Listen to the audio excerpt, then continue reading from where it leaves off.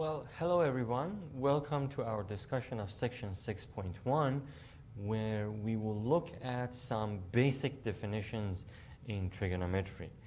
Some of these you've already seen or heard me talk about, like radian, but some of them you haven't heard before, such as angular speed and the relationship between that and linear speed. So here is a basic list of these definitions. Radian measure of an angle, and this measurements like pi or 2 pi over 3 or pi over 2, measures like that, these are expressed in radians. Then angles in standard position, we will talk about these. Coterminal angles, and the formula to find the length of an arc around a circle, and the area of a circular sector. So the length of an arc around the circle and also the area of a circular sector. So these are some of the definitions we'll go over this time in section 6.1.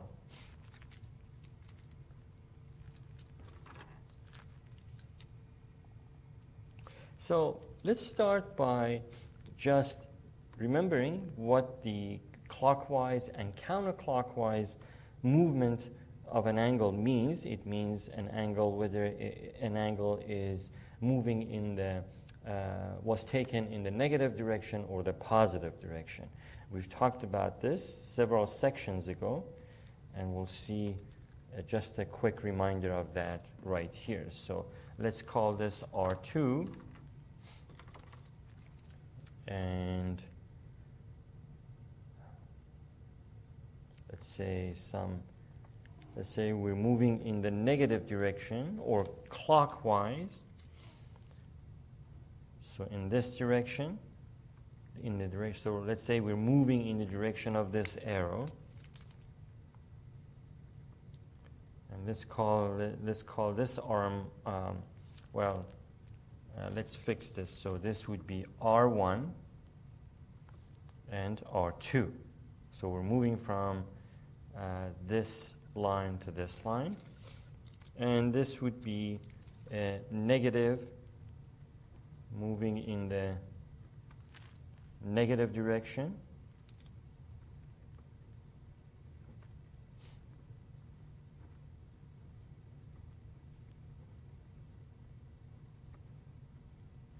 Or clockwise, and so this would be a negative angle, and let's draw one for the positive.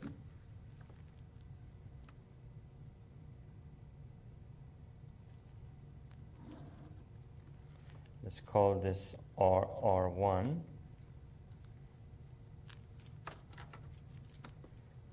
This arm R2, so this is moving counterclockwise. To get this arm R2, we're moving in counterclockwise direction, like that. And let's call this theta, angle theta, and also angle theta. And this is moving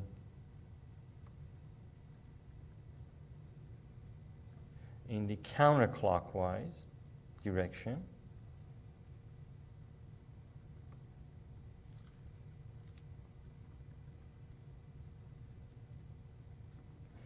Which is positive.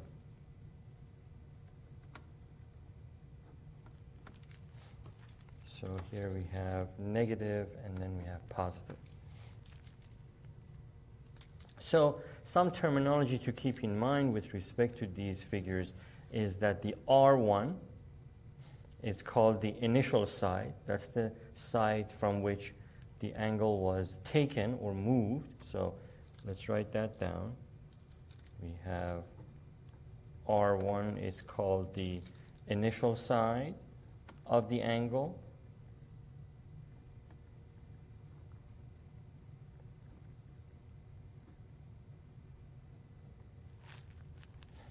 And R2 is called the terminal side.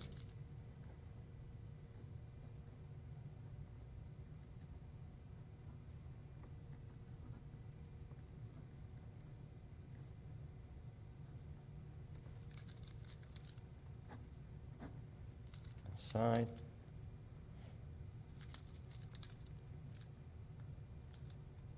And of course this is shown in the picture, but let's just to be sure mention it here. Counterclockwise rotation is angle is positive.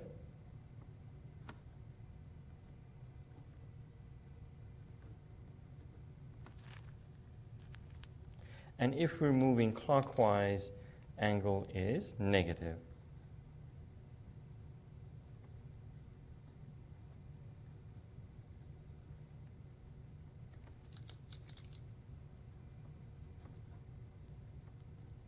Angle is negative, sorry. Angle is, so clockwise rotation, angle is negative. Okay, so then let's talk about what a radian measure of an angle is.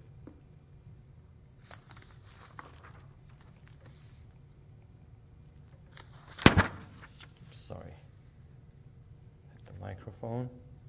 Okay, so that, so this would be a radian measure of theta.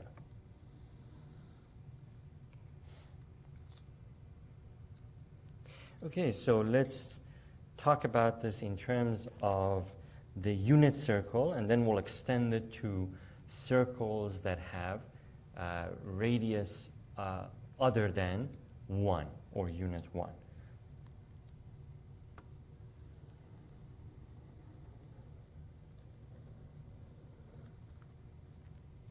So given this circle,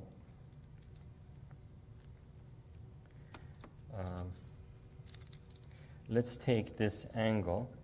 So we have this radius, and let's take this being a unit circle.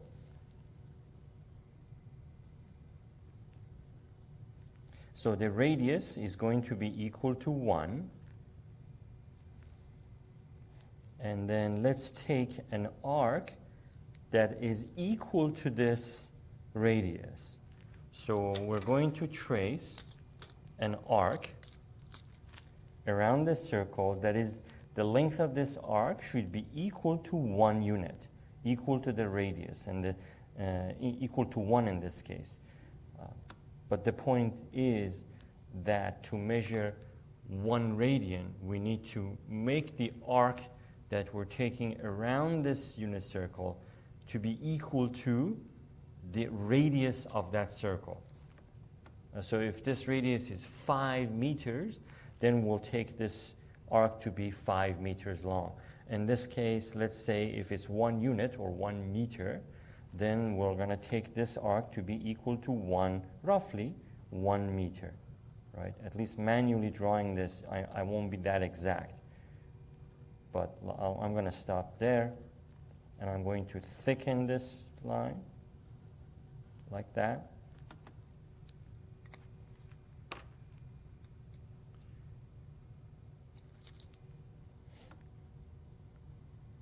And like that. And let's say that that angle is theta. Okay, so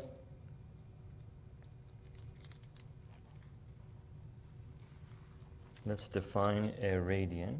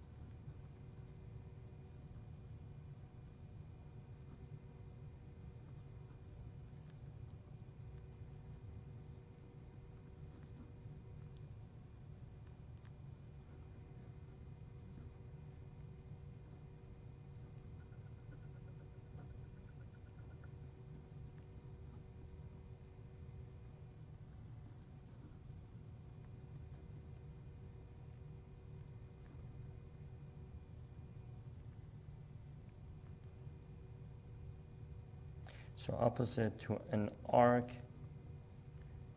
equal, so equal in length to the radius.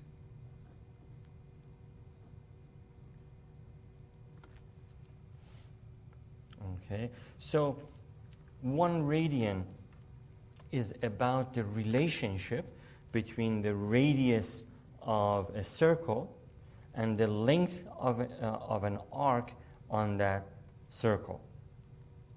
But the angle is always equal to 1 radian. It doesn't matter how big or small the size of a circle.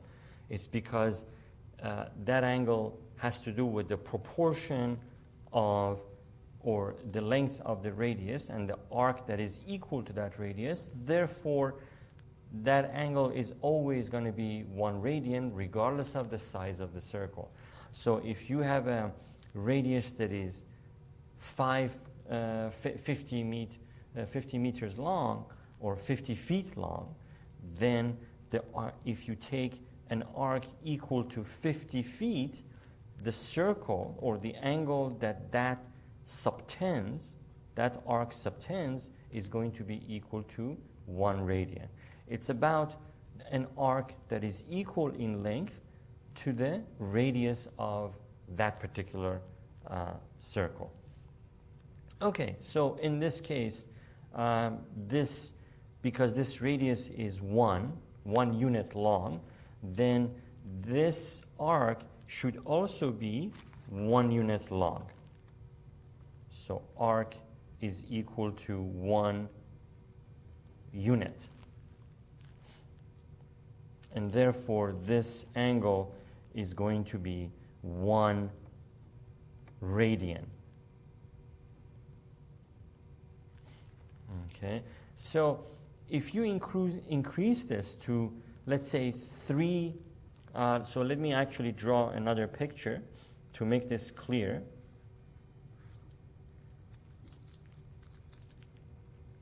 So by the same token,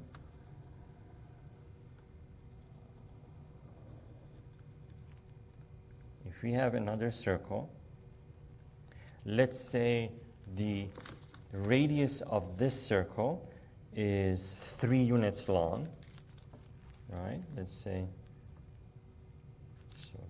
this radius is r equals 3 units.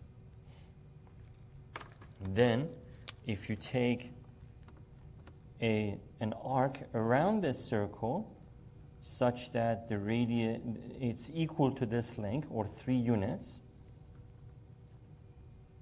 let's say up to that point, let's say right there,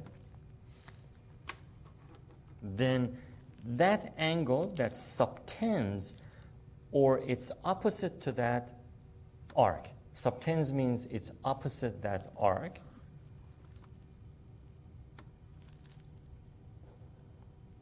So let's call this beta. That was theta, and let's call this beta.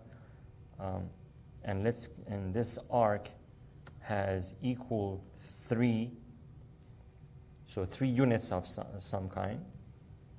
And then therefore the beta is also equal to 1 radian again. Okay, so I hope this is clear, making clear what a radian measure of an angle is. Okay, so you've seen examples of radians, right? So pi over 2, 2 pi, and so on.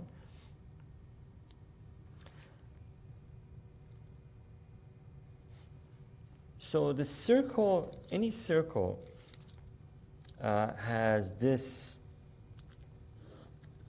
formula for its parameter. So the parameter of a circle, let's say, or the perimeter of a circle has this formula: C equals 2 pi r where r is the radius, the length of the radius, right? So radius length, or length of the radius.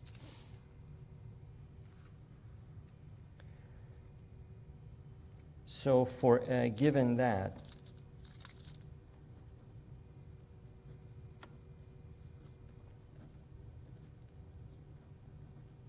for a circle of radius equals 1, let me quickly add, that means we're talking about the unit circle, right?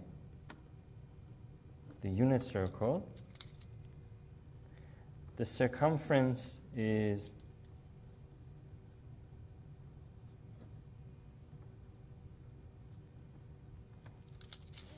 is 2 pi.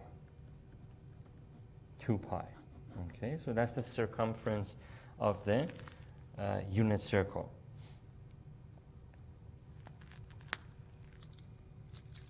So therefore, let's add just a quick note to this. So from here, we went here like that, and from here, we'll add more to this, that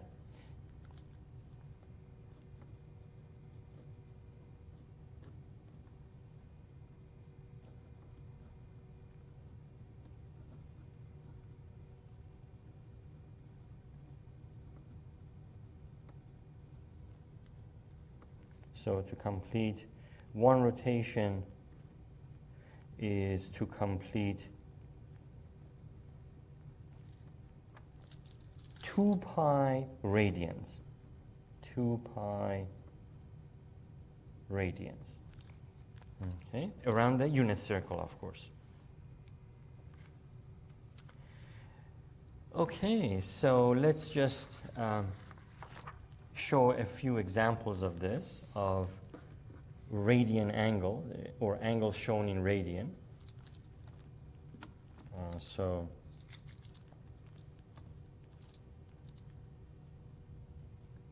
let's draw a small circle here.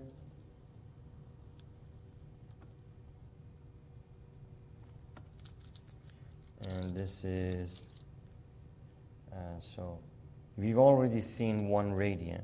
So I'm going to make this equal to pi radians. So if this is the, so this is for the unit circle. So this is 1, radius is equal, or r equals 1.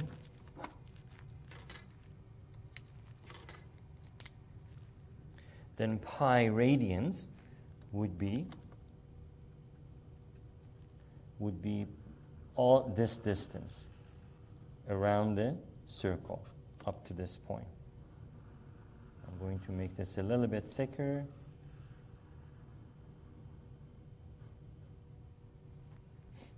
So this angle,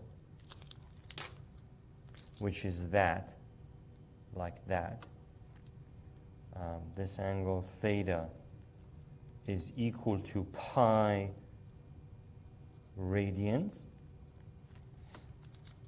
Let's do another one. And so I'm going to draw another circle here.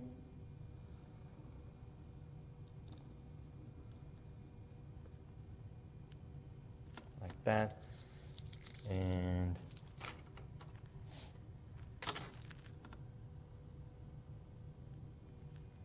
once again, this is radius equals to 1 unit.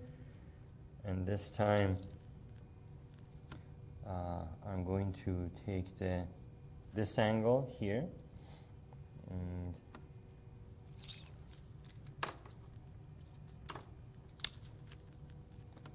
so this is equal to, can you guess what we call this angle in radians?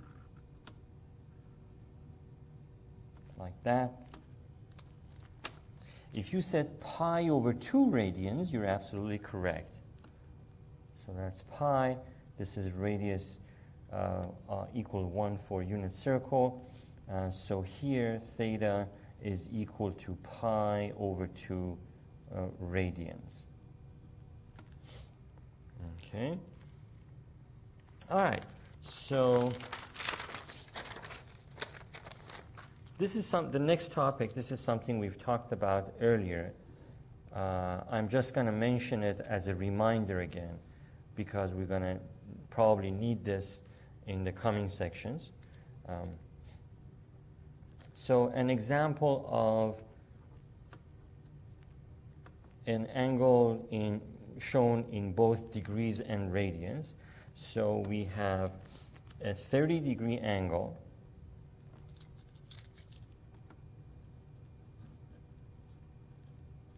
is pi over 6 radians.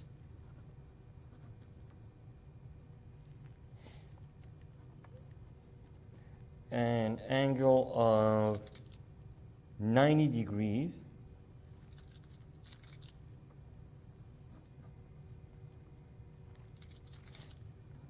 is pi over 2 radians.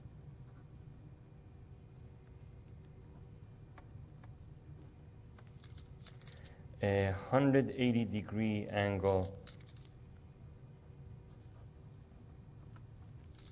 is pi radians.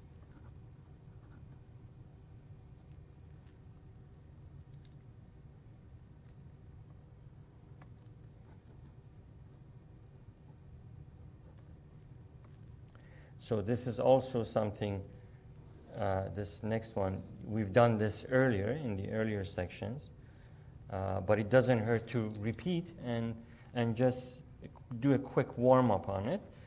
So to convert degrees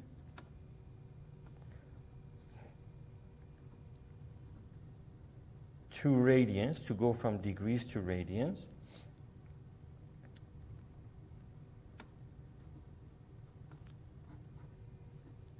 multiply the degrees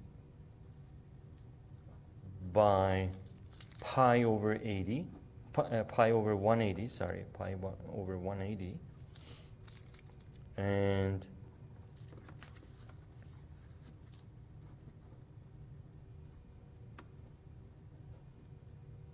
to convert radians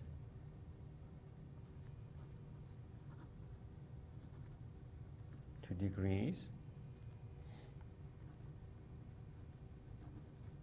multiply by 180 over pi.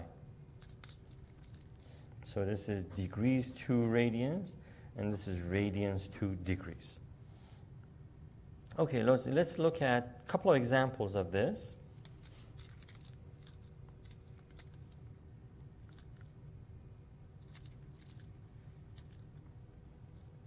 So for example, we want to convert the 120 degrees to radians, right? So we have 120 degrees. That's going degrees to radians. So we're going to multiply this by pi over 180 because the degrees cancel and we end up with radian, right? So we end up with 12 pi over 18 equals 2 pi over 3. So 120 degrees is 2 pi over 3 radians. Okay, let's do the other way around, going from radians to angles. So we want to convert pi over 2. So this should be 90 degrees, right? So pi over 2, we're going to do this, radians to degrees, multiply by 180 over pi.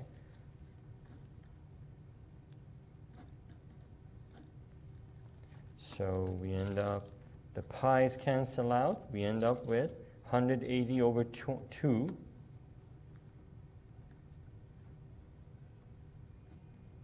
or 90 degrees. So we have pi over 2, 90 degrees, and this is how we get to it. Okay, so now let's talk about angles that are in standard position. So what are angles that are in standard position?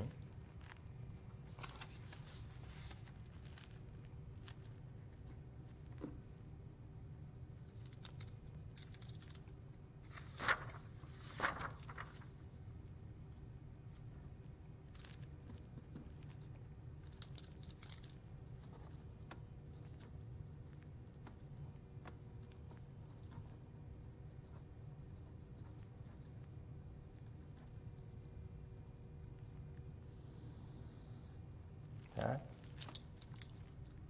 So here's the definition of this.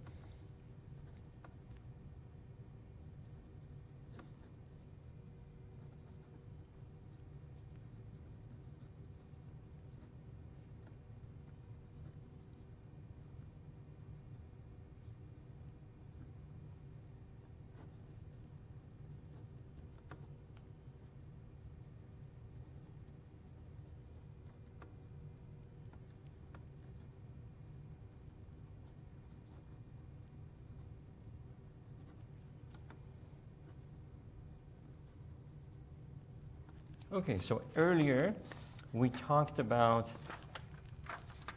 the initial side and the terminal side, right?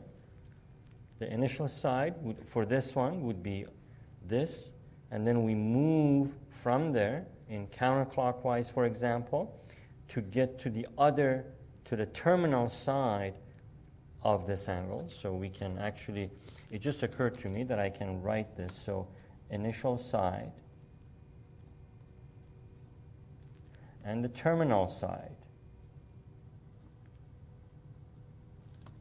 Right here, so this is where the angle began, and we moved in the clockwise or negative direction to get this arm.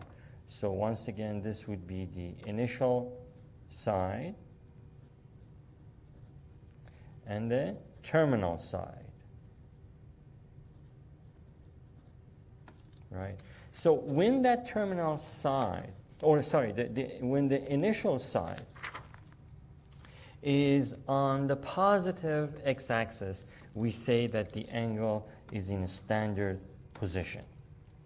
Okay, when the initial side is on the positive x-axis, we say that the angle is in standard position. Let's look at a couple of pictures of this.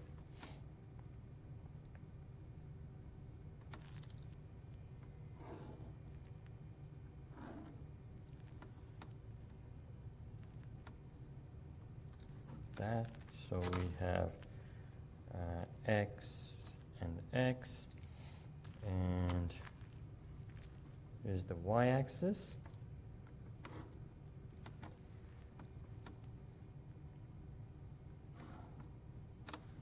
That.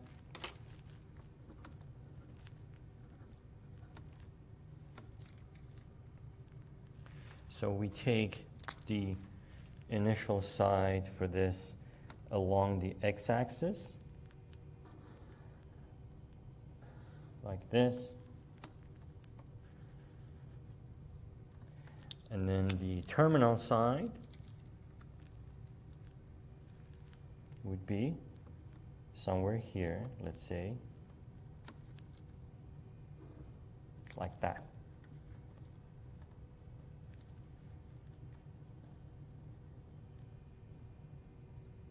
So this is theta, and this is the initial side.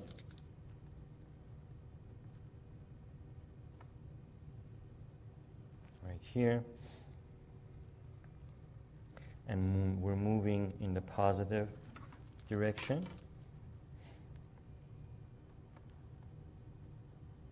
This angle is traced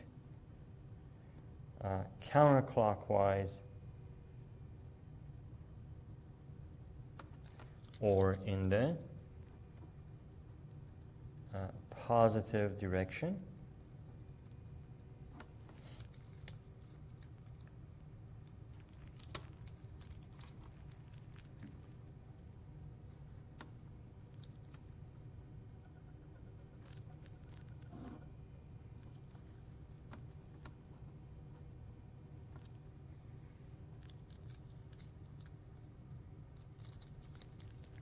like that. So this angle, so we have the initial side once again here along the positive x-axis, right? Right there.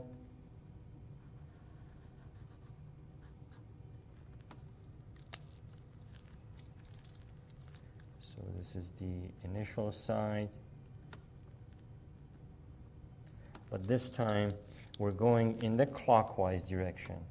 So like that. And this is the theta.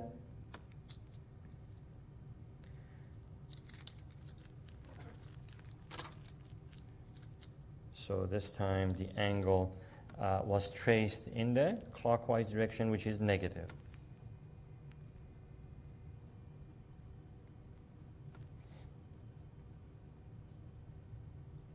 Clockwise, and this is the negative direction. Okay, so another definition that we need to talk about is the coterminal angles. So let's talk about that.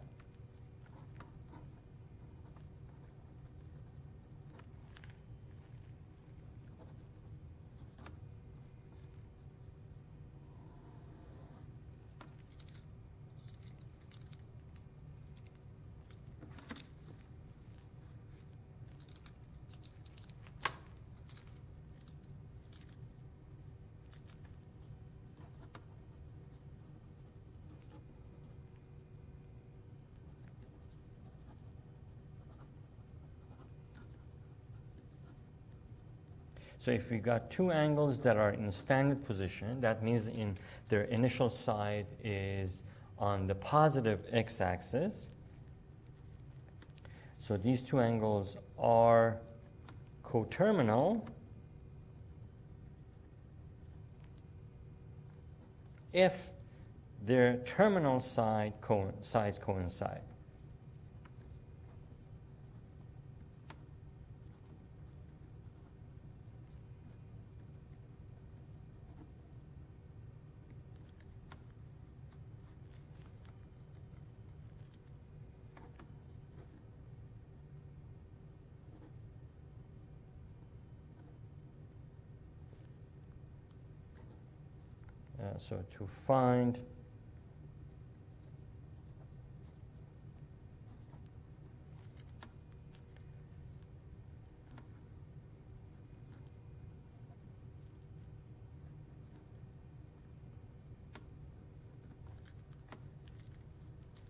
So to find positive angles that are coterminal, simply add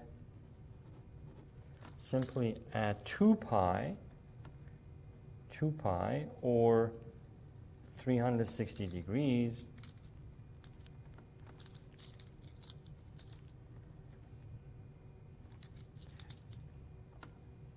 or any multiples of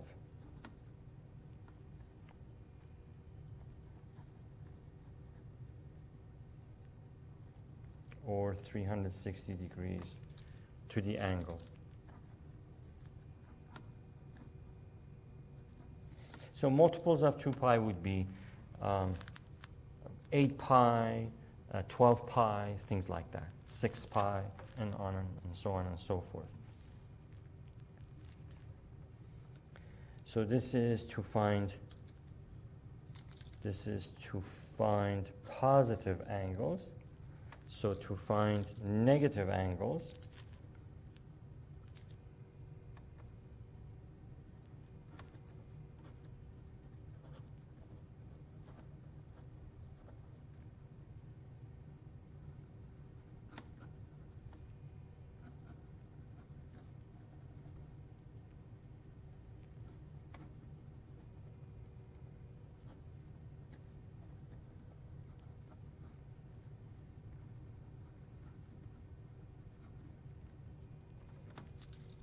this time simply subtract 2 pi or 360s from the angle.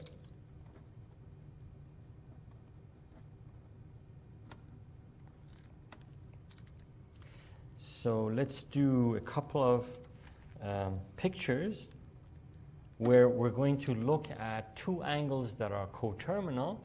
One was obtained by adding 300 or 2 pi to 1. So we'll draw one angle and then add 2 pi to it in the positive direction and get the coterminal angle. And we'll do one example like that. So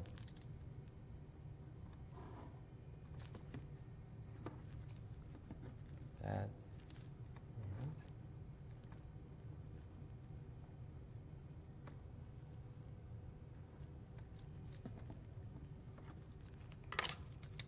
So suppose this angle is at 30 degrees,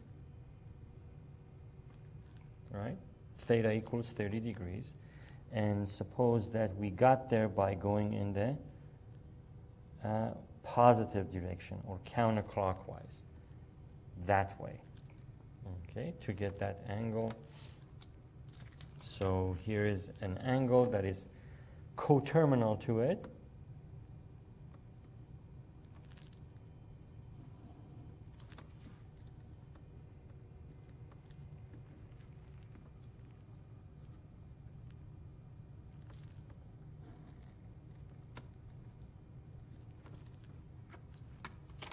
And I'm going to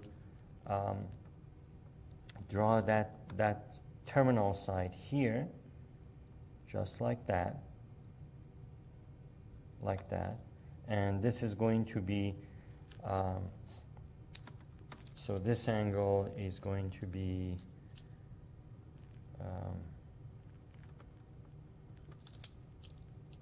so we're going to add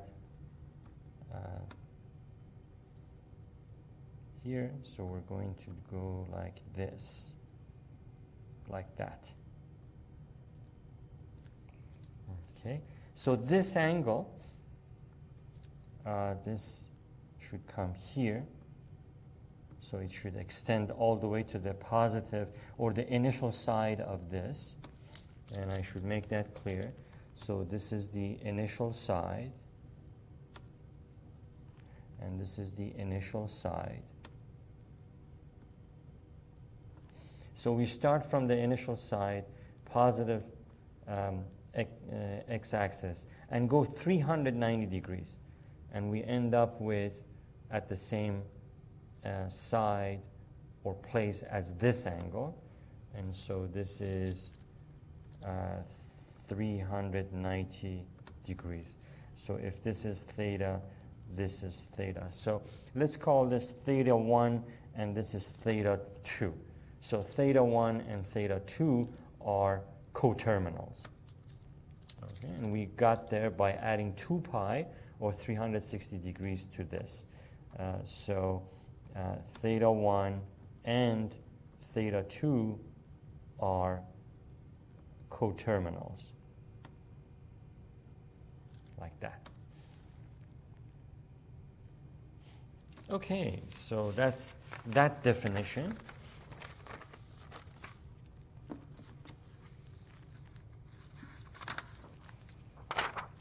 We want to know if these formulas are quite useful. So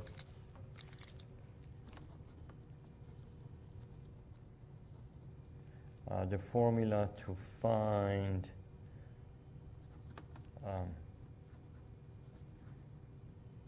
the length of a circular arc.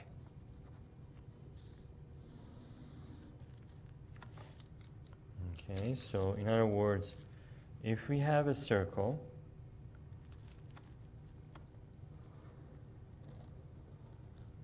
like that, roughly a circle, right?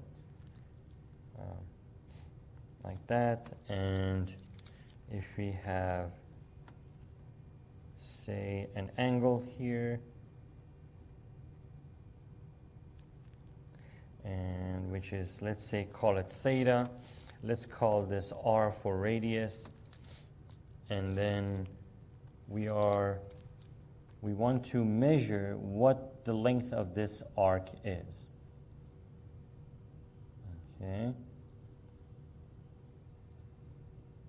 Like that. And this is called S. In your book, it's called S. Usually, that's what that arc is called, the arc that subtends this angle. Subtends meaning it's opposite. This arc is opposite this angle. So it subtends it. It's opposite to it. So then the radius is given. So this is given. Theta is given. And is in radians, not degrees.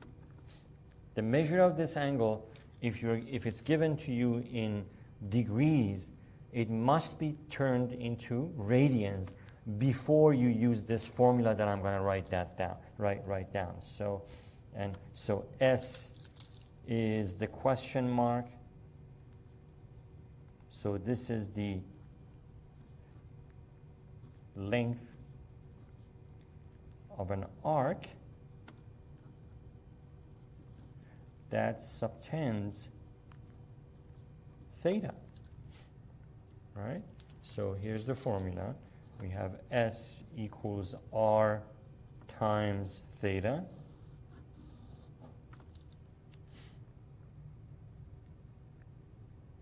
Okay. So basically, if one of these measures is unknown, you're going to be able to calculate it if you know the other two. So if you know the length of the arc and the length of the radius, you can definitely calculate what that angle is. So it's a useful formula. So let's see an example of applying this formula. The important thing that I don't think I can overemphasize this is that theta must be in radians, okay, not in degrees when you use this formula. Okay, so here's an example.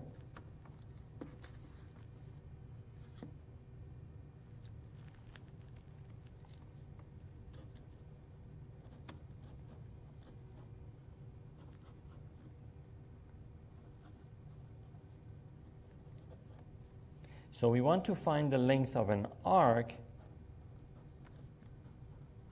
that subtends, i.e. is opposite to, that's what subtends means, subtends a central angle of 45 degrees.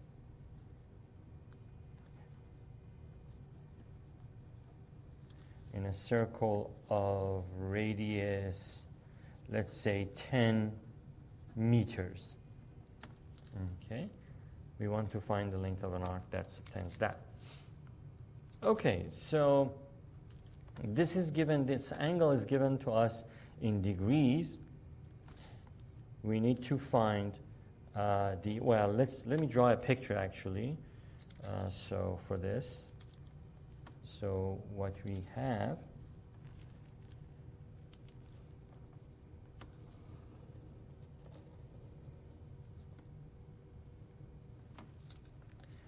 the radius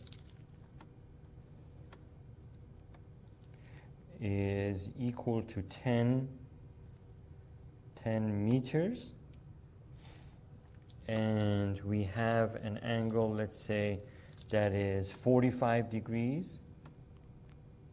All right, so that is 90 degrees, so let's say that is 45 degrees. And the question is, what is the length of this arc? So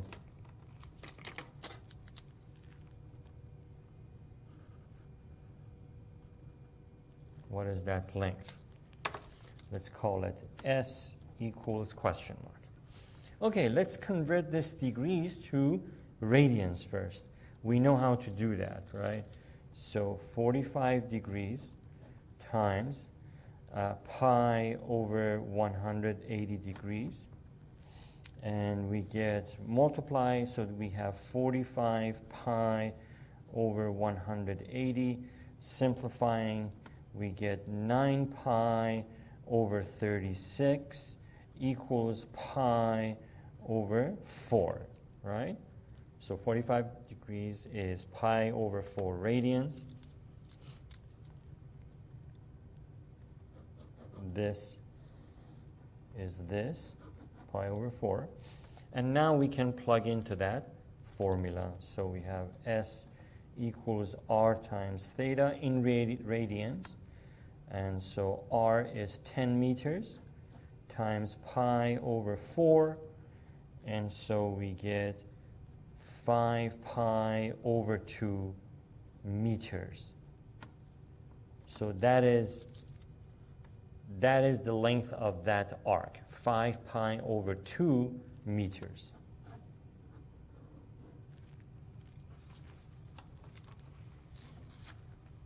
So roughly we can calculate that, right? Let me see if I can find my calculator.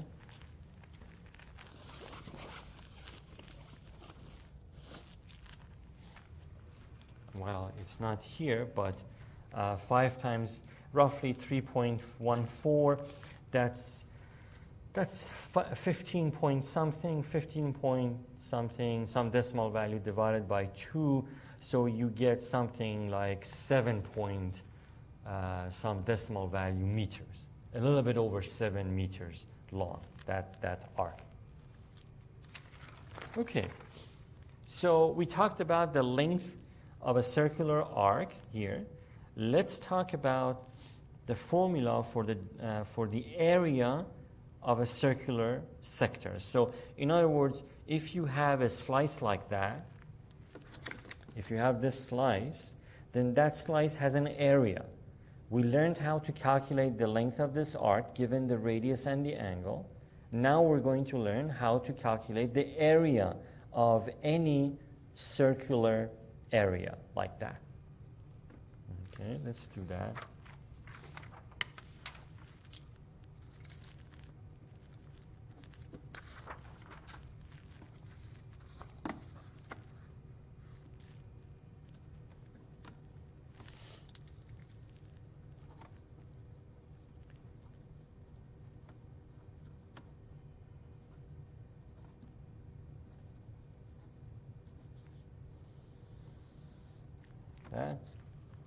Okay, so suppose we have a circle like this, and suppose we have a radius equal r and given some angle like that, with this being theta, and we want to know what this area is equal to. So the area of slice is the question mark for us. Okay, so roughly that would be that region. Okay, we want to know the area of that. So the formula for this is A, or area of that slice, is 1/2 times the radius squared times the theta. And what should be the measure of this theta in this formula? If you said radians, you're absolutely correct. So theta should be in radians, okay, not in degrees. Okay, so let's look at an example for this.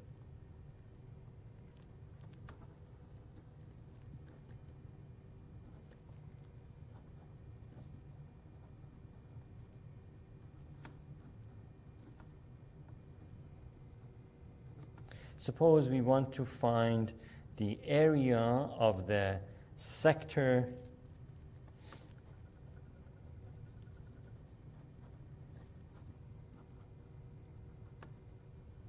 shown in the following figure.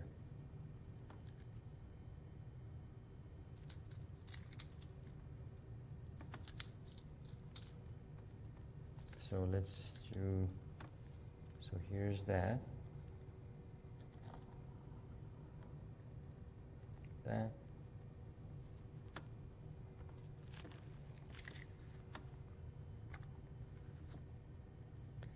And we have let's say this is 10 units of some kind. And let's say that angle is equal to, theta is equal to 0.5 RAD or radians. And we want to know this area of that slice over there in here. Okay, so that area is the question mark. Okay, we can apply the formula right away because this is in radians. So A would be equal to 1/2 radius squared, so 10 squared, times theta in radian form, so 0.5, and that'll give us 25 units. So if this was meters, let's call it meters. Let's call it meters. So this will be meters squared, right? Because that unit is going to be squared using in this formula. Okay, so this next topic, the linear speed and angular speed, I'm going to cover this, but I'm not sure if the coordinator of this course will include this in the syllabus at the end of the course. So let me cover it. So in case he decides to include this topic, then you've already seen the video on it, or we have this presentation on it. But if not, if he says that this is excluded from the syllabus, then I will pass along that information to you, in which case you don't have to watch the rest of this, but you're going to have to wait for, we're all going to have to wait for his feedback to me, and I will pass along that information to you. So just to be safe, I'm going to cover it, but I'm going to title it as optional. So I'm going to say this is optional for now, and this is the topic of linear speed and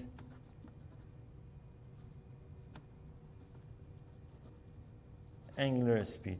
I should say right away, those of you who are physics majors or mechanical engineering majors, those two majors, you definitely want to know this.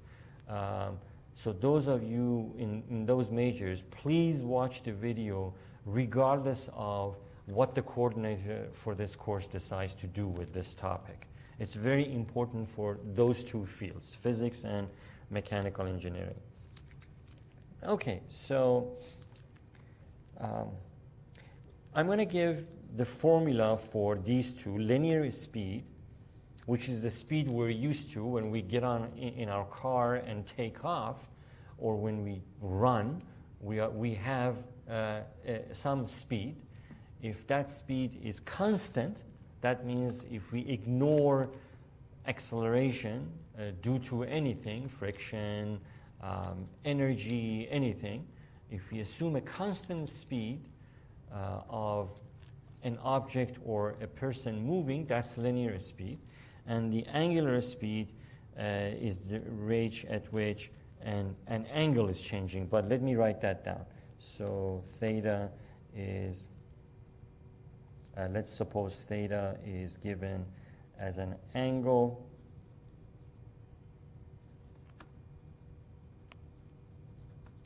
traversed in radians. T represents time. So the important thing is the angle should be given in radians, but time, it could be anything, minutes, seconds, and so on. And this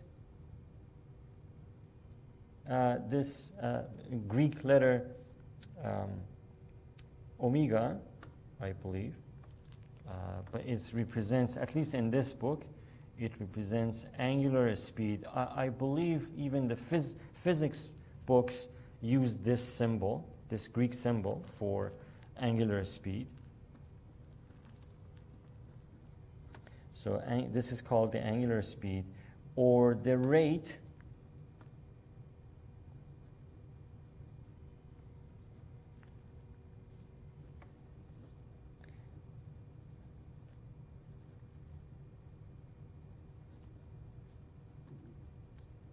is changing. So central angle is all of these angles that we talked about. This angle is a central angle. This angle is a central angle. So that's what it means by saying central angle is changing. So the rate at which that central angle is changing is called the angular speed. And let me add to this, or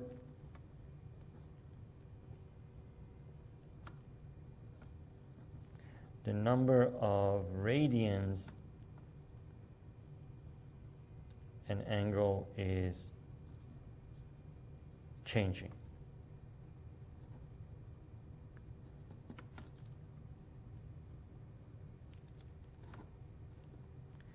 So V, in this formula that I'm going to write down, V is the linear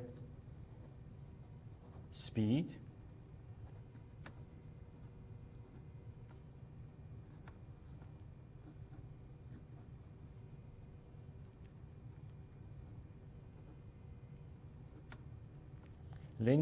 divided by the time elapsed, and S is the distance traveled at high speed. Okay, so here are the two formulas. We have the angular speed equals theta in radians, right, over t, which is time. That's the formula for angular speed. And v, which is the linear speed, we know this from physics, or the constant speed, which is equal to s over t. Like that.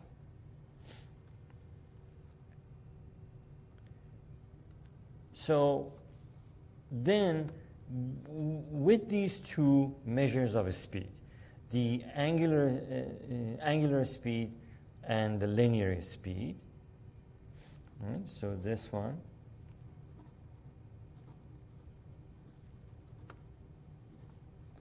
and that is linear speed. There's a relationship between these two quantities. So let's see what that relationship is. So this is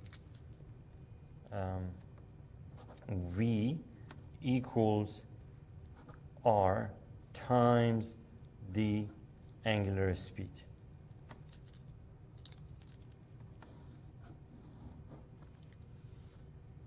So this is, let's call this relationship between linear speed and angular speed.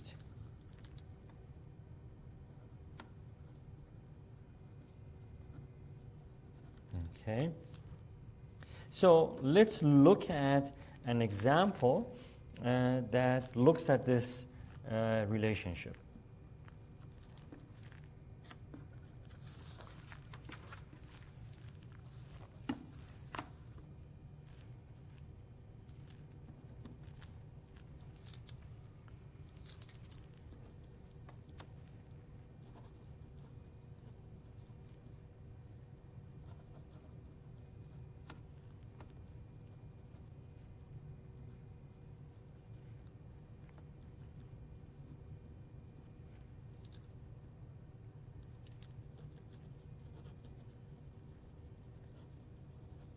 So this is 28 inches in diameter, right? So radius must be 14.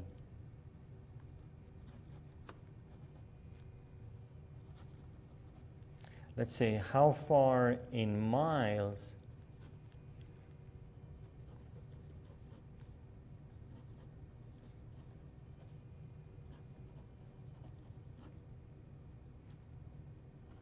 will the car travel if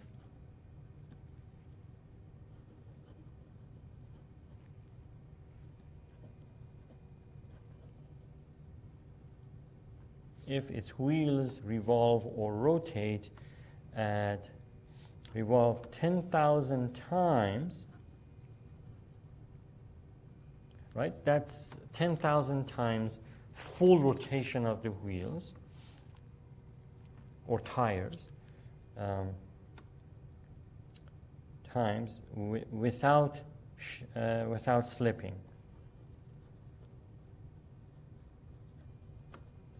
Right? That's important because if they're slipping, then they're not moving. So we ignore any slippage or slipping, we ignore that. Okay, so here we have, so diameter is equal to 28 inches, therefore the radius, or R, is equal to 14 inches. By the way, I think I forgot to write down, so in this formula, R represents the radius. So let me write that here. R is the radius of a circular object. I should add that because we've defined everything there except R. Okay, like that. And so we know that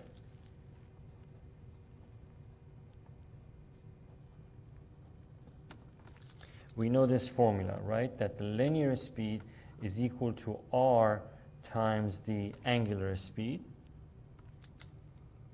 So in this formula, let's substitute for the angular speed as well as the linear speed. So what was the formula for each one?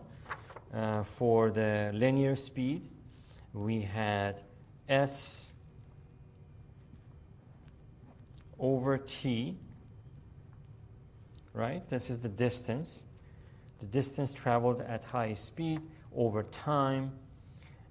R is the radius, and so we have R times angular speed. So that I'm replacing for angular speed with theta, which should be in radians, over T. Okay.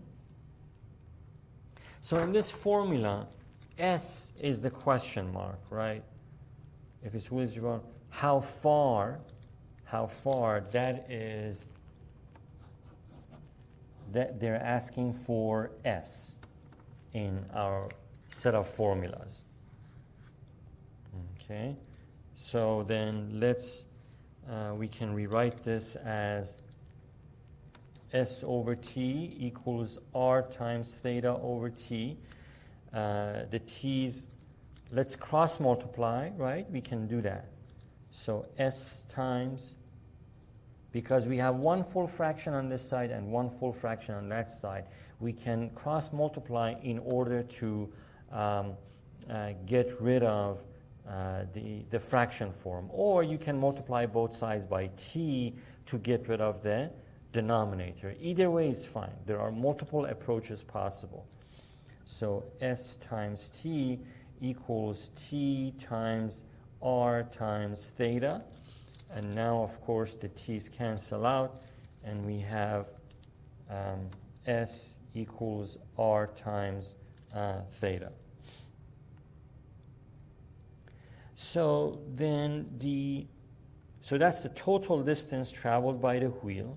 So this thing.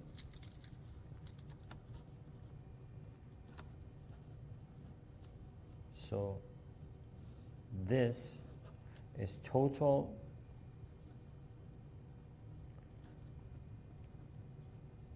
traveled by the wheels. Right, like that.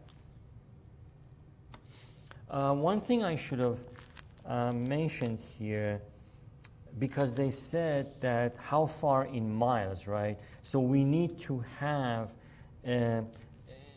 we have 28 inches, and then we have in miles. The distance that the wheels are traveled are asked in miles, whereas the radius of the wheels is given in inches. So we need to have a unit conversion. So let's do that. And I need to give that unit conversion. So we have 1 mile is equal to 63,360 inches.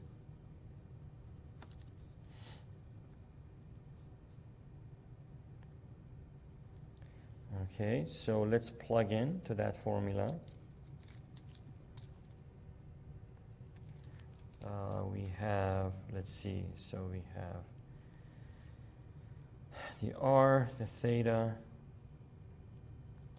and without slipping, so 2,000, and so let's do that.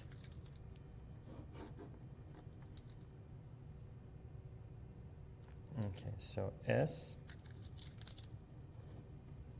is equal to the 10,000, and without, okay, so 10,000, so 10,000, this is how many times, right? How many times the wheels have turned in full. But we need to open this up for how many, what's the perimeter of these wheels, right?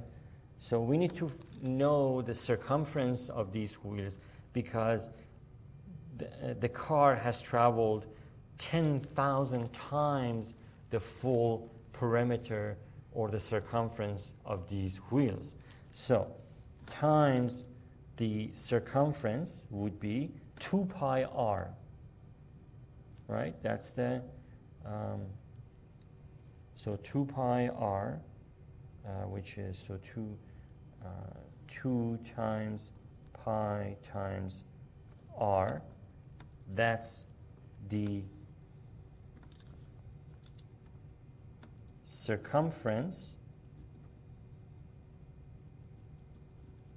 of each wheel, of the wheel, makes no difference, of the wheel, because all the wheels travel the same distance, right? All 4 wheels.